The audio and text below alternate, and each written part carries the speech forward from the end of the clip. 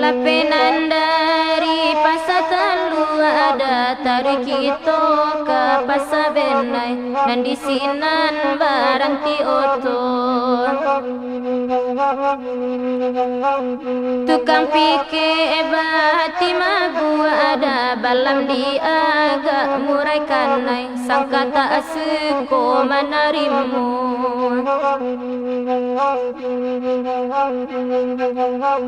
Dari benai oto barang keeda desa Pangian kita tuju nandek jalan banyak bakelo. Malie banyak tukang fikir edamu pakai balam ate kayu bisuk dia lihat sampai inggo.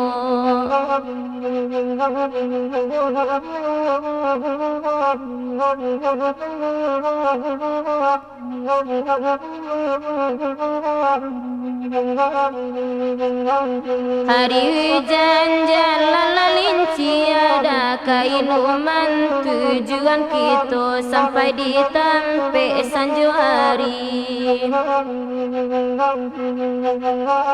Tukang fikir sabana gali ada mau buat balam di udara sangka lalamu tak berisi.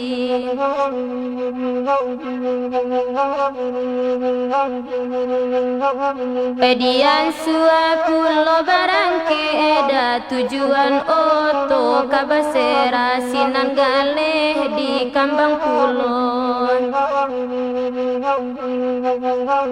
Tatagun langkah tukang fikir adalah puluh buang abi gatah balam batambah liajun.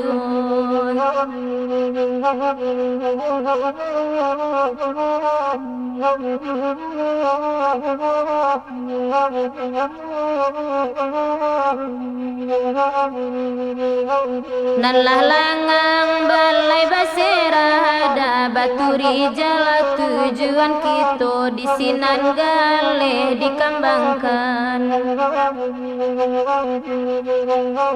Lamalang nasib tukang gata ada jarik tak pasang balam tahu murai cilako menyurakkan.